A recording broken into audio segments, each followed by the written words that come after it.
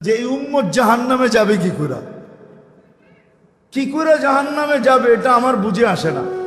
আমি তো কোথাও টোকায়া পাই না এই উম্মতে জাহান্নামে যাওয়ার সুযোগ, কোনো রাস্তা দেখি না যে এই উম্মত জাহান্নামে কি করে যাবে। কিন্তু তারপরও যাবে, এটাও সত্য। তারপরও তাহলে বোঝা গেল ওর মতো হতভাগা কেউ নেই, এই উম্মতে জাহান্নামে যাওয়ার কোনো সুযোগ নেই। আমি আপনাকে দেখাইতেছি, আসসালাতু ইলা সালাতি কাফারা, যে 5 ওয়াক্ত নামাজ পড়ে সে বুকে হাত দিয়া বলতে পারে 24 ঘন্টার গুনাহ মাফ। কেন? হাদিস তো সত্য না মিথ্যা? এখন হুজুররা কইব সগীরা গুনাহ মাফ হয়ে যায়, তাহলে আপনি সগীরা গুনার দলে, আরেক দল হুজুররা আছে যারা বলে কবিরা গুনাহ মাফ হবে। আমি কবিরা গুনাহ আলাদের পক্ষে, নামাজে কবিরা গুনাহ মাফ হয়। কি নামাজে মাফ হয়? হয় না? যদি না হইতেন, আরে ইস্তিগফার লাগবে না মেয়ে, যদি না হইতেন তাহলে আল্লাহর রাসূল কেন ওসমান রাদিয়াল্লাহু তাআলা আনহুকে শীতের মৌসুমে বসন্তের সময় বাহিরে নিয়া গাছের ডাল নাড়া দিয়া সমস্ত পাতাগুলা ঝরায়া তারপরে কেন বললো আমার উম্মত যখন ফরজ নামাজ পড়ে গুনাহগুলা এইভাবে ঝরা যায়? ওইখানে কি বলছে নাকি বড় পাতা ছোট পাতা? ওইখানে তো পাতা একটাও ছিল না, ঠিক না? আল্লাহর রাসূল বুঝাইছে কোনো গুনাহই থাকবে না। নামাজ নিজেই ইস্তেগফার। আবার ইস্তেগফার কি? নামাজ নিজেই ইস্তেগফার, নামাজ নিজেই জিকির। জিকির আছে কি? নামাজের চেয়ে বড়? আকিমিস সালাতা লিযিকরি, নামাজের চেয়ে বড় জিকির আবার কি? নামাজ নিজেই ইস্তেগফার,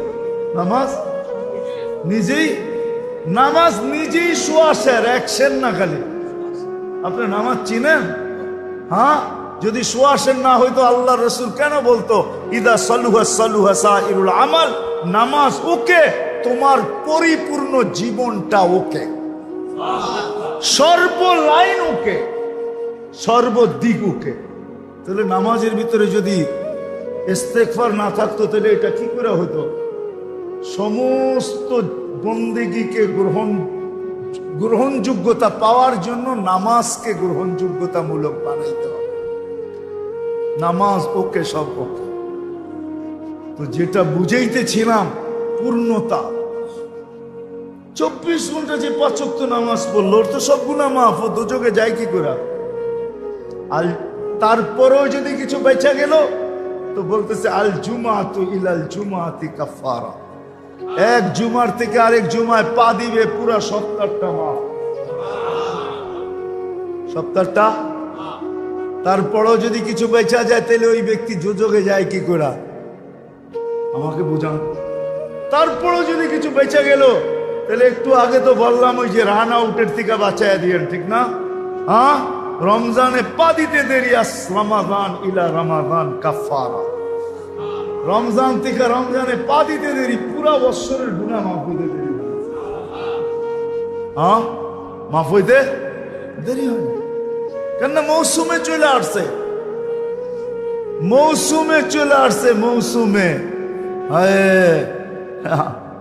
আমরা তো ভাবি না প্রত্যেক ইফতারির সময় আল্লাহ 70,000 লোককে জাহান্নাম থেকে মুক্তি দেন। আপনি মনে করবেন 70,000 মুক্তি পায় নাকি?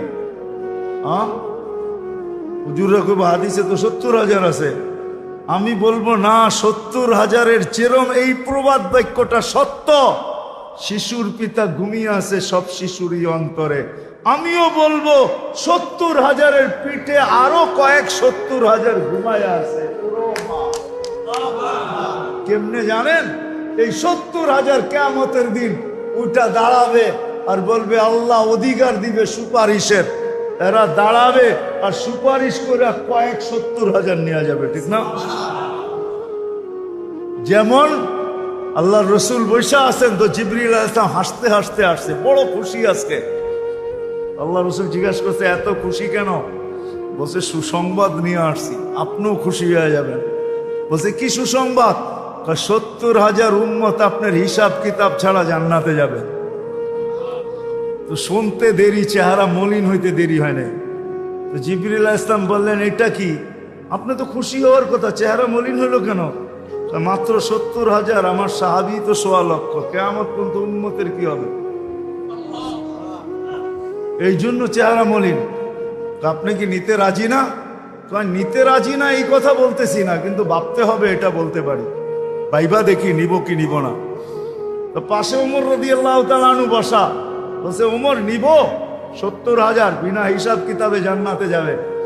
যেমন উস্তাদ তেমনই তো ছাত্র হয়, পীর যেমন মুরিদও তো এমনই হয়, ঠিক না? হ্যাঁ, কি বলেন? সঙ্গী ভালো হলে আমিও ভালো হব, এটাই তো সত্য। নাহলে কোরআন কেন বলবে কুনু মা'আস সাদিকিন? নেককারদের সাথে চলো, তুমিও নেক হয়ে যাবা, তুমিও নেক হয়ে যাবা। ভালোর লোকে চলো, ভালো হয়ে যাবা। প্রবাদ বাক্য এটাই সত্য। সৎ সঙ্গে স্বর্গবাস, অসৎ সঙ্গে সর্বনাশ, এটাই সত্য। সৎ সঙ্গে সর্বনাশ, সৎ সঙ্গে স্বর্গবাস, অসৎ সঙ্গে সর্বনাশ। তো বলছে ওমর নিব? না, 1.25 লক্ষ তো আমরাই। কিয়ামত পর্যন্ত মানুষের কি হবে? কি করবো? ফেরত পাঠায় দেন, বলেন বাড়ায় নিয়ে আসতে। বলছে মশওয়ারা হয়ে গেছে, নিতে পারি না, আল্লাহকে বলো বাড়ায় দিতে। আল্লাহ আল্লাহ, ঠিক না? আল্লাহ আল্লাহ আল্লাহ আল্লাহ, হায় হায়। কার আল্লাহ কিরকম আমি জানি না, কিন্তু মুহাম্মদুর রাসূলুল্লাহর আল্লাহকে দেখলে অন্যরকম দেখা যায়। হায় হায়, আমি মনে হয় বুঝাইতে পারি না আপনাদেরকে। আপনি বলবেন পৃথক করলেন কেন? না, এটা পৃথক না, এটা অন্য জিনিস বুঝাইতে চাইতেছি। মুহাম্মদুর আম্মাজান নিজে বলছেন, আম্মাজান আয়েশা রাদিয়াল্লাহু তাআলা আনহা বলতেছেন, ইয়া রাসূলুল্লাহ, আপনার ইচ্ছায় আপনার আল্লাহ এত তাড়াতাড়ি করে কেন? বুখারীতে আছে, বুখারীতে। যারা বুখারী পড়ায় ওদেরকে জিজ্ঞেস করেন, আপনার আল্লাহ আপনার ইচ্ছায় এত তাড়াতাড়ি করে কেন? আপনার আল্লাহ আপনার ইচ্ছায় যদি আম্মাজান বলতে পারে, তাহলে আমিও বলতে পারি। কার আল্লাহ কিরকম এটা আমার বিষয় না, কিন্তু মুহাম্মদুর রাসূলুল্লাহর আল্লাহ মুহাম্মদুর রাসূলুল্লাহর সাথে অন্যরকম। সারাদিন বন্ধুর দিকে তাকায় থাকে, বন্ধু নারাজ করা যাবে না। হায় হায় হায় হায়। তো পাঠায় দিছেন, জিবরিল আলাইহিস সালাম ফিরে আসছে। তো বলছে, জিবরিল কি খবর? আল্লাহ বলতেছেন বাড়ানো যাবে না, আপনাকেও নারাজ করা যাবে না। বাড়ানো যাবে না, আপনাকেও। আপনি বলবেন এটা আবার কি করে সম্ভব? বাড়াবে না আবার আপনাকে নারাজ করবে না, এটা সম্ভব কি করে? তা আল্লাহ পদ্ধতি দিয়া দিছেন, বন্ধু বাড়ানো যাবে না, কিন্তু আপনাকেও নারাজ করা যাবে না। পদ্ধতি 70,000-এর প্রত্যেক ব্যক্তি 70,000 হাতে ধরে জান্নাতে নিয়ে যাবে। তাইলে কত যাবে হিসাব কিতাব ছাড়া জান্নাতে? কত? 490 কোটি উম্মত যাবে হিসাব কিতাব ছাড়া জান্নাতে। এই জন্যই বলতেছিলাম, প্রতিদিন ইফতারের সমাজে 70,000 আল্লাহ জাহান্নাম থেকে মুক্তি দেন। 70,000 দেন না, ওদের পিঠের ভিতরেও আরো কয়েক 70,000 এরকম লুকানো আছে, ওটি সহ কিয়ামতের দিন যাবে ইনশাআল্লাহ। মৌসুম দিছিলেন, মৌসুম দিছিলেন, যেখান থেকে প্রথমে ছিলাম আবার চলে যেতেছি। লফতা লম্বা হয়ে গেছে অনেক দূর। যে দৈনন্দিনের প্রয়োজনের জিনিস যারা বিক্রি করে, তারা জানে যে সারা বছর আমি দৌড়ায় পারবো না, ইবাদত বন্দেগী দিয়ে বাড়তে পারবো না, আমি তো সহানুভূতি দিয়েই জান্নাত লেখা। মৌসুম ছিল আমাদেরকে আকর্ষণের পাত্র বানানোর জন্য। রমজান মৌসুম, ভরা মৌসুম, ভরা মৌসুম। এক একজনরে এক এক দিক দিয়া দিছেন। আপনি মনে করেন কেমন মৌসুম, কেমন আকর্ষণের পাত্র বানানোর জন্য আল্লাহ আল্লাহর রাসূল কতটুকু নিচে চলে আসছেন, কতটুকু নিচে। যদি আপনি ভাবেন তাহলে বুঝবেন। আল্লাহ রাসূল বলছে, যে কাউকে পেট ভরা রোজার দিন খাওয়াবে, তাকে আল্লাহ জান্নাত লেখা দিবে, জাহান্নাম থেকে মুক্তি দিবে, গুনাহ মাফ করবে। তো সাহাবা আয়েশা বলছে, ইয়া রাসূলুল্লাহ, পেট ভরা আমরাই তো খাইতে পাই না, কারে খাওয়াবো? আমরাই তো খাইতে পাই না, কাকে কোত্থেকে খাওয়াবো? তা আল্লাহ রসুল বলছে, আচ্ছা তাইলে যদি তুমি 1 গ্লাস দুধ খাওয়াও। বলছে এইটাও তো সবসময় হয়ে ওঠে না, তাইলে একটা খেজুর। এইটাও তো হয়ে ওঠে না। তো নামতে নামতে নামতে নামতে সুরবাতু মা আসছেন। সুরবাতু মা, 1 ঘোট পানি যে রোজাদারকে পান করাবে, 1 ঘোট পানি পান করাবে, 1 ঘোট পানি। এটা কিন্তু বাবার বিষয়। আমার বলা দ্বারা শোনা দ্বারা যতটুকু আপনার ভিতরে দেখাপাত না করবে, আপনি অ্যানালাইসিস করলে ভাবলে আর চেয়ে বেশি বুঝবেন। 1 ঘোট পানি, 1 ঘোট পানি। হুজুররা ওয়াজ করে, পদ্ধতি বলে না, হুজুররা ওয়াজ করে যে রোজা কবুল হওয়ার জন্য হালাল ইফতার কি শর্ত, ঠিক না? হ্যাঁ, হায় হায়, এই উম্মতকে কত সহজ পদ্ধতি দিছিল আল্লাহ, কত সহজ পদ্ধতি। প্রত্যেক বাড়িওয়ালা যদি সামনের বাড়িওয়ালাদেরকে বলতো, পুরা রোজার ভিতরে সব খাওয়ান আমরা তোমাদেরকে পাঠাবো, তোমরা পাক করো না, তোমরা পাক করো না, আমরা পাঠাবো। কেন? সহানুভূতি দেখাবো, জান্নাত নিব। সহানুভূতি দেখাবো আর জান্নাত নিব, জান্নাত নিব।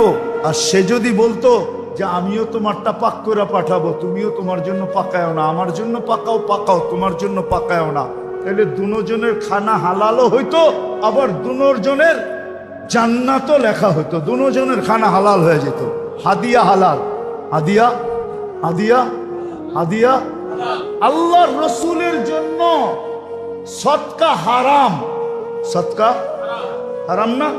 হ্যাঁ, কিন্তু আল্লাহর রসুল যখন ঘরে ঢুকছেন, ফুফুর ঘরে না কার ঘরে ঢুকছেন, যখন গোশত দেখছেন উপরে, ঠিক না? বলছে এই গোশত এত সুন্দর গ্রান পাকাইছে, তো খুব মজা করে মনে হয়। গ্রানই কইতেছে, ইয়া রাসূলুল্লাহ সাদাকা, কয় লাকি সাদাকাতুন ওয়ালা না হাদিয়াতুন, তোর লাইগা সদকা, আমার জন্য হাদিয়া। খাওয়া না, তুই খাওয়াইলে হাদিয়া হয়ে যাবে, তাইলে প্রত্যেকের রিজিক হালাল হবে। আমার সমাজকে যদি বুঝাইতে পারতাম, তাইলে এই প্রশ্ন আমার সমাজের থেকে উঠা যেত। আমরা ফতুয়া তো দেই, মাসলা তো বলি, পদ্ধতি বলি না। আমার সমাজের প্রত্যেক ফ্যামিলি যদি আরেক ফ্যামিলিকে বলতো, বোন তোর পুরা রমজানের 30 দিনের ইফতার 2 টাইম 3 টাইমের খাওয়া আমার ঘর থেকে আসবে, সে যদি বলবে আমার ঘর থেকে তোরটা আসবে, আমার ঘর থেকে তোরটা, আমি জান্নাত নিতে চাই, তোকে হাদিয়া দিতে চাই, তাইলে এই হাদিয়ার লেনদেন যদি হইতো আর জান্নাতের আশায় হইতো, তো দুজনেরটা হালাল হইতো। কি কি কি? হাদিয়া হালাল, হাদিয়া হাদিয়া হালাল। আপনি বলতেন ও তো ওইরকম কামাইছে, কামাক না, ওটা কি আপনার দায় দায়িত্ব দিছে নাকি আল্লাহ? লাস্তা আলাইহিম বিমুসাইতির, ও কোত্থেকে কামাইছে ওর ব্যাপার। আপনাকে তো হাদিয়া দিছে, আপনাকে তো কি দিছে? আপনাকে তো হাদিয়া দিছে। ওয়ালা তাজাসসু ওয়ালা ইয়াগতাব বাযুকুম বাযা, ইসলামে তাজাসসুস নিষেধ। আমরা একটু বেশি পরহেজগারি দেখাইতে যে তাজাসসুসে লেগা যাই, আমি জানিও না যে এই তাজাসসুস আমাকে কোথায় নিয়ে যাইতেছে। আপনি ভাবছেন আপনি বড় মুত্তাকি হইতেছেন, না, মুত্তাকি হইতেছেন না। হইতে পারে এই মুত্তাকির শয়তানের চাদর আপনাকে অনেক দূরে নিয়ে যেতে পারে। নিজেকে বড় মুত্তাকি ভাইবেন না যে আমি তাকওয়া তাহকিক করি। তাহকিক করতে করতে করতে কারো পর্দা ফাঁস করে ফেলছেন। আপনি কোন মুসলমানের পর্দা ফাঁস করার অনুমতি আল্লাহ আপনাকে দেয়,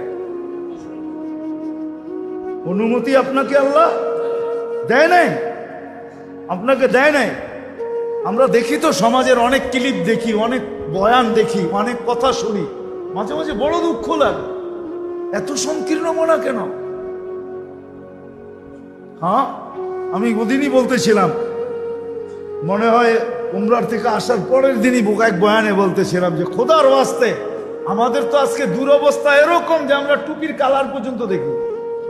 হ্যাঁ, টুপির কালার দেখা ছাড়েন, কাঠ টুপি উঁচা কাঠ টুপি নিচা দেখা ছাড়েন, উম্মতকে এক ভাবেন এক। বিশ্বাস হয় না? তাইলে আমি আপনাদেরকে এমন ব্যক্তির রেফারেন্স দিব যার উপরে ব্যক্তিত্ব নেই। শাইখুল হিন্দ মাহমুদুল হাসান রহমতুল্লাহ আলাইহির বয়ান পড়া দেখেন, শুনা দেখেন। মাল্টার জেলখানার থেকে যেদিন উনি ফিরে আসছেন, ওই দিন সারা ভারতের ওলামারা দারুল উলুম দেওবন্দে জমা হয়েছিলেন। ওই দিন যে বয়ান উনি দিয়েছেন, ওই বয়ান আপনি পড়া দেখেন, তারপরে আপনি বুঝবেন আপনি কে, আপনি কতটুকু বড় মুত্তাকি আর পরেজগার, আপনি কতটুকু বড় তাকওয়াওয়ালা। ওই বয়ান শুনেন। যেদিন মাল্টার জেলের থেকে আসার পরে দারুল উলুম দেওবন্দে ভারতের সব ওলামারা জমা হয়েছেন, কিন্তু উনি সমস্ত ওলামাদের কি ভারতের ওনার উপরে ওস্তাদ মাত্র দুইজন। কয়জন? তিনজন। রশিদ আহমদ গঙ্গুহি, কাসেম নানতুবি, মোল্লা মাহমুদ। এছাড়া কোনো ওস্তাদ ওনার নাই। তিনজন ওস্তাদে মিলে একজন ওস্তাদ। সারা ভারতবর্ষের কিয়ামতের সকাল পর্যন্ত ওলামায়ে দেওবন্দের যত ওস্তাদ আসবে সবাই ওস্তাদ শাইখুল হিন্দ মাহমুদুল হাসান রহমতুল্লাহ আলাইহি। ওনার ওই দিনের বয়ান শোনেন। না পাইলে আমার কাছে যায় না, আমি বয়ান শোনায় দিব আপনাদেরকে। না পাইলে আমার কাছে যায় না, আমি বয়ান শোনায় দিব উনি কি শুনাইছে। উম্মত মানা। তো যেটা বলতেছিলাম মেরে দোস্ত, আসেন আসেন নিজেকে আকর্ষণের পাত্র বানান। সৃষ্টির কাছে, স্রষ্টার কাছে, আল্লাহর রসুলের কাছে। সারা বৎসর দৌড়াইয়া পারবেন না, আমিও জানি। যাই আছে, ঝামেলা আছে, কাজ আছে, কাম আছে, অফিস আছে, আদালত আছে, ক্ষেত আছে, খামার আছে, মেইল আছে, ফ্যাক্টরি আছে, দোকান আছে, পাট আছে, হাট আছে, বাজার আছে, রোড আছে, ঘাট আছে, ঘর আছে, বাড়ি আছে। সারা বৎসরে দৌড়াই আপনি পারবেন না। এই জন্য রমজান এক মৌসুম দিছেন যে তুমি অতীত বৎসরের যত পূর্ণতা অপূর্ণতাকে পূর্ণ করতে চাও, অতীত বৎসরের শূন্যতাকে দূর করতে চাও, অতীত বৎসরের যত কমি খামি হয়েছে এটাকে পুরা করতে চাও। শুধু অতীত বৎসরের না, হিসাব করলে দেখা যায় 89 বৎসর 2 মাস। এক রমজান পুরা করা যায় 89 বৎসর 2 মাস। আরেকটাই গেলে আর আপনারা বুঝবেন না, ওইটা তাসালসুল লাজেম হয়ে যাবে। আর হুজুররা ফতোয়া দিবে তাসালসুল জায়েজ নেই।